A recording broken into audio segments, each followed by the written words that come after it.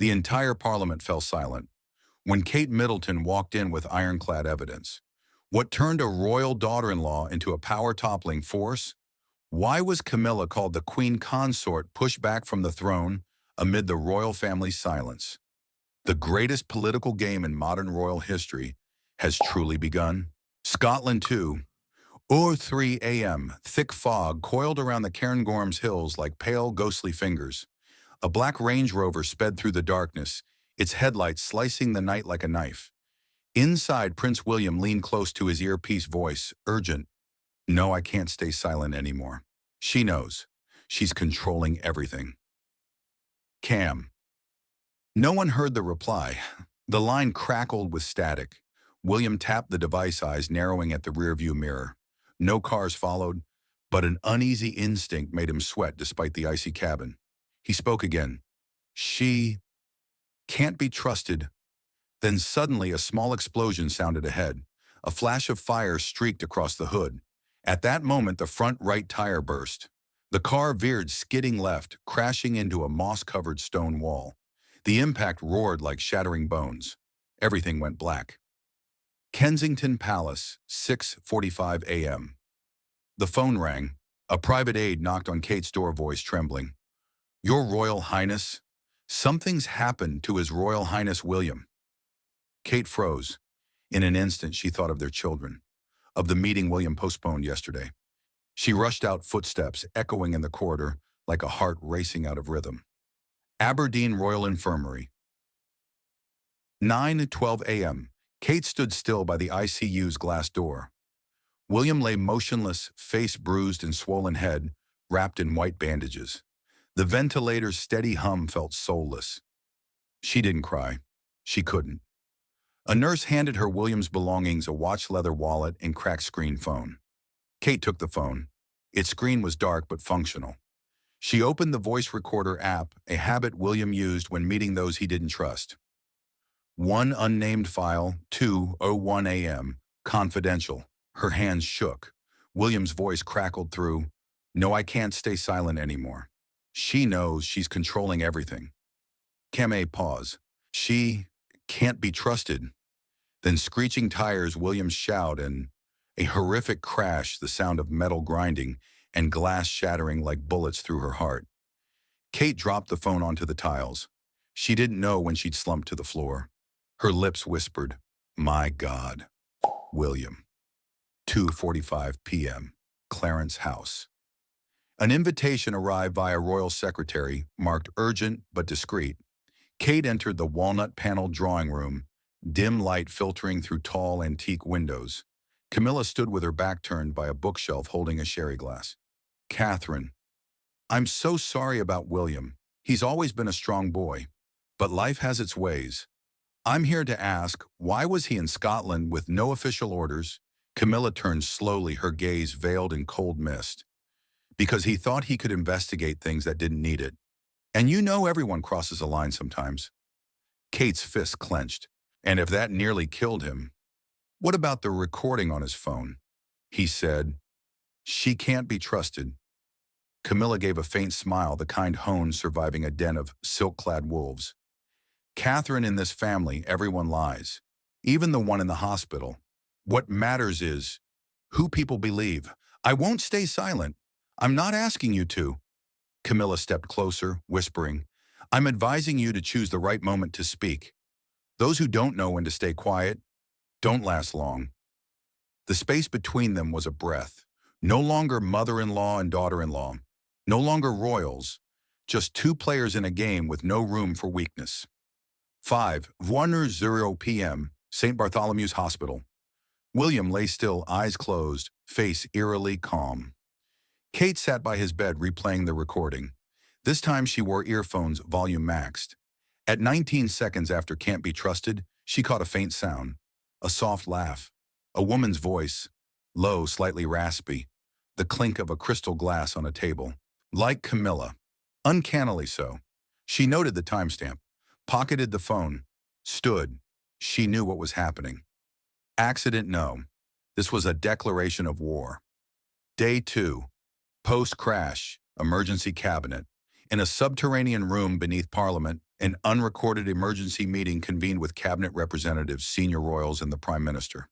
No William, no King Charles, he'd just been admitted for an unstable heart condition. Camilla sat at the table's head, hands clasped. Before her was an unsigned document, a proposal to temporarily grant regency powers to the Princess of Wales, while William was incapacitated. The people need a face, she said calmly, and none is better than a compassionate mother. Kensington Palace, same time. Kate stood before William's office door.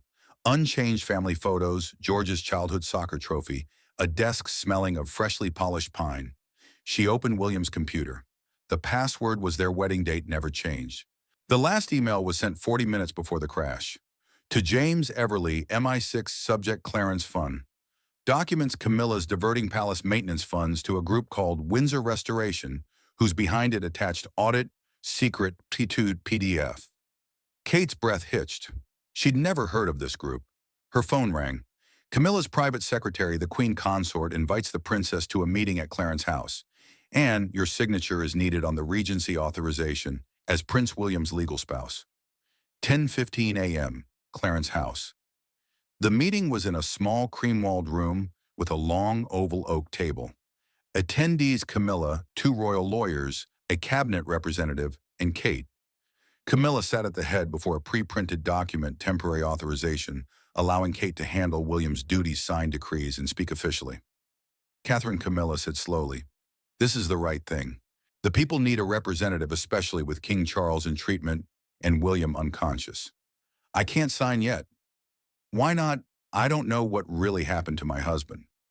I don't believe this was just an accident, and I won't sign something that could make me a pawn for someone else's control." Camilla stared directly at her. "Are you accusing me I'm questioning anyone tied to the Clarence Fund and hiding William's trip?" Camilla tapped the table. "I'm not behind anything, but if you refuse to sign, they'll say you're unfit to represent. They'll question your stability." A lawyer interjected Princess Pear's succession rules. If the heir cannot perform duties for over 72 hours, with no substitute, temporary authority may shift to the Royal Council. And who heads that council? The Queen Consort. Kate saw the trap. If she didn't sign, Camilla could take over. If she did, she'd be a legal front for a system others controlled. "I need time to review." Camilla's lips tightened. "There isn't much time. The press is asking questions.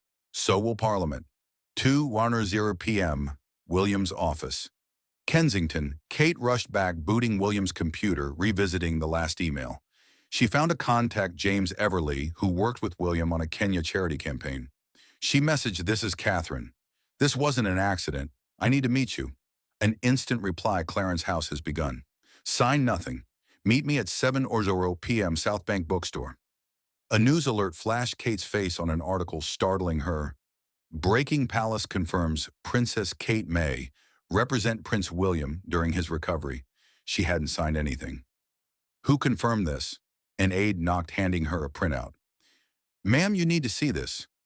At the document's bottom was her signature, exact pen strokes, her style, but she hadn't written it. "This is forged." She held the paper, hands trembling faintly. Someone was acting in her name, and Camilla had made the first move. 5:45 p.m., Clarence House. Kate returned unannounced. She entered the drawing room without knocking. Camilla sat reading a newspaper. "I didn't authorize any announcements in my name."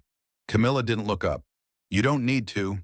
When you do nothing, others act for you. That document has a forged signature." Camilla met her eyes. "Maybe. But who'll believe that? Will you tell the press the Queen Consort forged papers? Trust me, no one wants a royal civil war.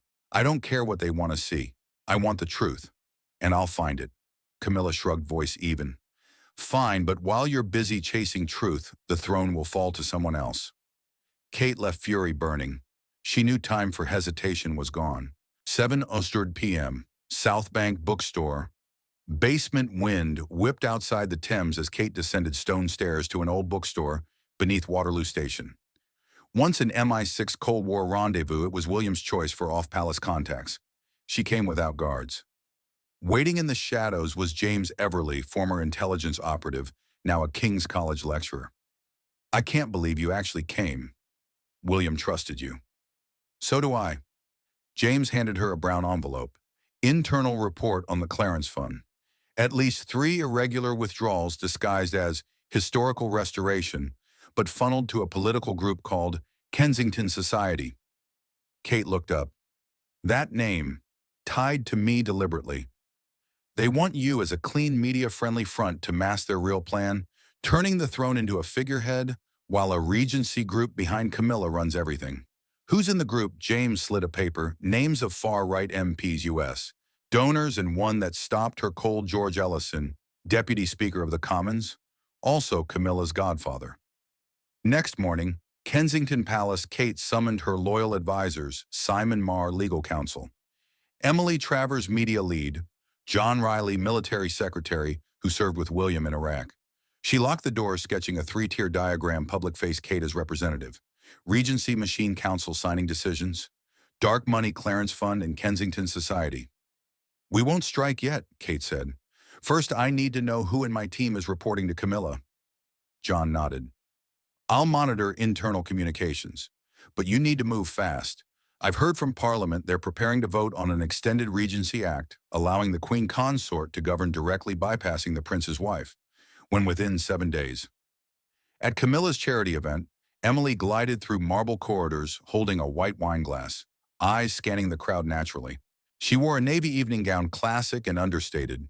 Pinned to her chest was an orchid brooch, a tiny recording device from James Everley. This was her first direct mission from Kate: infiltrate the event and capture proof of Camilla's and her allies' plot. Emily, a veteran of international press conferences, knew how to become invisible. 7:15 p.m., backstage corridor. Emily pretended to take a call, spotting George Ellison, Deputy Speaker, emerging from the wings with Camilla. They moved to a camera-free corner, no guards. Emily stayed just out of sight behind an antique wooden screen recorder on. Camilla's voice low and clear. Kate Middleton's perfect, easy to control, beautiful, no power network, and always polished for the public. They'll love her while we run things backstage. Ellison, I still think using her is a gamble. If she starts asking questions, Camilla firm. Then we remove her. Simple. No military allies, no cabinet standing, and crucially, she's not Windsor blood. She's an outsider. Ellison and William Camilla, with a knowing laugh. He'll have the longest sleep since birth. Emily held her breath, gripping the glass to keep it steady. She slipped out, heading to a waiting taxi. She didn't look back. In the back seat, she removed the brooch, tucked it into a velvet pouch, and texted Kate, got the recording. We have proof. The taxi pulled away as stage lights glowed behind Camilla, smiling for tycoons, press, and politicians. None knew the first crack in her power mask had formed. Kensington Palace Strategy Room, 9:30 p.m. The small meeting room behind William's private library had become Kate's unofficial war room since the crash. Emily placed the recorder on the table. No one spoke as it played. Kate covered her mouth. Her calm shattered. A minute's silence gripped the room. Kate, they don't just want me sidelined. They want William in a coma as long as possible so she can rule as regent. Simon Marr. This evidence is explosive. If released, Camilla would have to step back from all leadership roles. Emily. But the media will spin it as a royal civil war. They'll ask who planted the recorder, who leaked it. And is Kate Middleton breaking royal order? John Riley agreed. Going public now could paint you as destabilizing. That gives them a formal excuse to oust you. James Everley. We need something undeniable, something they can't dismiss as a power play. Kate. You mean the Queen's recording? James nodded. Yes. Queen Elizabeth II made a special tape to be opened only in a major crisis.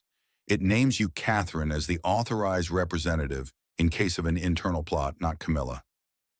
Kate. And where's this tape? MI6 holds it. But the decryption code isn't with us. It's with the one person the Queen trusted completely outside the palace. Kate, skeptical, Victoria Beckham. James nodded firmly. Kate scanned her team, people not trained for power struggles yet, who stayed. She took a deep breath. I'll meet Victoria, but we must prepare for the worst. If the tape's gone, or she refuses, James finished. Then you decide, release Camilla's evidence or play Shadow Regent until William wakes. Kate nodded. I'm not playing any role. I'm his wife. I'll protect him. And the truth. 8 Shuro a.m., St. Bartholomew's Hospital ICU. William lay still under soft morning light. Kate sat by his bed hand in hand, her eyes no longer just grieved but resolute. A young nurse entered, glancing around. Seeing no stranger, she whispered, "Your Highness, I have something. I can't stay silent anymore." She pulled a copy of an internal lab report not in the official records. We found traces of a rare compound thallium. Tiny doses cumulative. If continued, it could cause prolonged neurological damage or coma. Kate gripped the report, voice low. "Does anyone else know? I didn't dare tell anyone. But someone altered the official records. This is the original." 10:30 a.m. Kensington private meeting. Kate placed the lab report on the table. James, Emily, and John Riley were present. James studied it. "This is old-school poisoning, slow, low dose. Nearly undetectable. Without this original, no one would believe it." "Who could do this?" Kate asked. John answered bluntly. "Someone with access to William's food, medication, and medical orders is at Clarence House," meaning Camilla. Silence fell. Emily asked softly, "What about the Regency protocol? I heard MPs mention it." James nodded. "It's a fallback mechanism. If the heir is deemed mentally or physically unfit, temporary authority can shift to a council-chosen figure. And the one lobbying for it is George Ellison." Kate frowned. "We need that protocol draft. If we prove they're planning to replace William with a regency under medical pretext, we can stop it before it's law." James paused, then said, "I can get you into Parliament's offices. Unofficially, it'll be dangerous." "Kate, I'll go." "No, you can't. But Emily can." Emily looked up startled, then nodded. "Give me 30 minutes. Tell me what I'm looking for." James opened his laptop, showing a map of MP George Ellison's office, floor 3, room 3C, Parliament Building. Floor 3.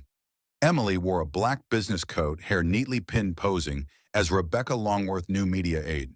She passed security with James's forged access card, moved naturally, stopped at 3C, scanning deserted. The door was unlocked. She slipped in. Inside, an unnaturally tidy desk. But on the floor near the desk's leg, a dropped envelope. Emily crouched. Inside was a stamped document, Regency protocol. Draft 4B, bold text below, proposer Queen Consort, Camilla Parker Bowles. In the top right, Kate Middleton's signature. Emily snapped photos instantly. She opened her phone, sending via an encrypted internal channel. They forged Kate's signature. Document shows Camilla leading the Regency protocol plan. She left, heart pounding, exiting the room. Kensington Palace. Emily entered, placing the printed photos before Kate. Kate stared at the signature. Unmistakable. They're preparing to replace me and William. James said the plan goes to a closed session this Wednesday. If passed, they could declare William unfit to rule, and the replacement is the council's choice. Emily quietly, "And that's Camilla." Kate looked up. "No, it's me." Everyone stared, surprised. By forging my signature, they aim to make me their legal pawn to hold the throne for her. I won't let that happen. She turned to James. "Get me to Victoria Beckham. I need the Queen's recording. Something to crush this plan entirely." James nodded. "Fine. But brace yourself. Victoria's not easily swayed." Kate gazed out the window, London's lights flickering to life. Across the city, one woman had drawn a new power map. But at Kensington, another had just reclaimed the ace from a hospital bed. A black Range Rover stopped at an iron gate. Kate stepped out in a cream coat, face bare of makeup, carrying only a small leather handbag. No guards, just her and James waiting in the car. The gate opened automatically. Soft golden yard lights guided her to the modern, cold, eerily quiet house. The door opened as she reached the steps. Victoria Beckham stood there, elegant, reserved, in a cashmere sweater and black trousers. No welcoming smile, only a controlled gaze. "I knew you'd come eventually." Kate entered, voice soft. "I need the Queen's recording." Victoria closed the door. Didn't answer immediately. She led Kate to a living room with a single water glass, a dossier, and a military-grade encrypted tablet on the table. Strategic dialogue. Victoria. I was trusted by the Queen. For years. She didn't need a politician. She needed someone who knew silence. Kate, I understand. But that silence is killing my husband. And handing this country to someone she knew wasn't trustworthy. Victoria. And if I give you the decryption code, what will you do, Kate? I'll use the recording to block the Regency protocol. To preserve William's rightful claim? Nothing more. Victoria sharply. Are you sure once it's public there's no going back? Camilla will be exposed. But the monarchy will be deeply wounded. Kate, I'm not here to destroy the monarchy. I'm here to save it from rot within. Victoria studied Kate, eyes dissecting every breath. Elizabeth once told me, if Catherine stands before you, don't ask why. Look into her eyes. If you see a woman unafraid, give her the code. Kate didn't reply, but she didn't blink. Victoria sighed, pulling a small metal chip from the dossier embossed with an old royal crest. The code unlocks the tape in military archives. File name, Crimson Swan.mp4. The Queen's voice will confirm its legitimacy. Kate took the chip hand steady. Victoria added softer, I'm not on your side, but I'm on the side of truth. That's enough, Kate replied. 8:0 a.m. Parliament closed session. The large room, red-carpeted, mahogany-paneled, was silent. 17 royal committee members sat in rows around a round table. Press was barred, but the session was internally recorded. Outside, dozens of reporters awaited results. Camilla Parker Bowles, in a gray dress, entered calmly. She held a copy of Regency Protocol Draft 4B with Kate's signed authorization from a week ago. I present the final draft, she said. With Prince William showing no recovery and to maintain royal stability, I propose enacting temporary Regency powers now. The committee chairman nodded. We've reviewed sufficient grounds. If there are no objections, we'll proceed to a vote. The doors swung open. All eyes turned. Kate Middleton stepped in. In an elegant black suit, she walked to the room's center, facing Camilla. I object. Camilla froze, maintaining a stiff smile. Catherine? I'm afraid this session isn't for I'm the one whose signature was forged in this draft, and I have proof.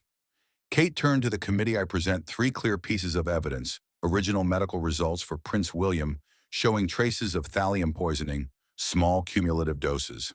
A recording between Queen Consort Camilla and MP George Ellison, where she states intent to remove me and keep William comatose to seize power. A classified tape from Queen Elizabeth II in her own voice naming me, Catherine Middleton, as the authorized representative in case of an internal threat to the throne. The room stilled. The chairman asked, do you have this recording here? Kate opened a briefcase. Inside was a military-grade tablet. She played the video. Queen Elizabeth's voice rang out sharp, unmistakable. If the throne's stability is threatened not from outside, but from within the palace, I authorize Catherine William's wife to act fully on my behalf, and for the monarchy to protect the legitimate succession. Not anyone else. Not Camilla. And if anyone exploits this authority for wrongful power, they will face charges of historical treason. Dead silence. Camilla paled. Her lips tightened. She glanced at George Ellison, but he looked away. Kate placed the documents on the table. I request the committee suspend this draft entirely. Launch a criminal investigation into forged official documents and conspiracy to manipulate the throne. The chairman declared, we concur to suspend the draft. An investigation will begin immediately. Camilla said nothing more. She left the room swiftly as if fleeing something. Next day, Clarence House issued a brief statement. Queen Consort Camilla will step back from public duties indefinitely to assist the internal investigation and cooperate with the Royal Committee. No apology, no explanation, just a silent retreat as she'd once entered. Chapter 6, Awakening 37. A.M., St. Bartholomew's Hospital. The monitor's steady beep stretched on. For the first time in 11 days, William's fingers twitched. Kate jolted. She stood. William's eyes fluttered open, gaze hazy, taking seconds to recognize her. It's me, Kate whispered. You're safe. William gripped her hand. Kate sat beside him, recounting everything. When she mentioned the Queen's recording, William squeezed her hand. You did what this system never dared. I just did what was right. William paused, then asked, do you regret it? Kate looked out the window where London's light stretched across the palace roofs. No, I just feel sad that in the end, families stabbed each other in the back.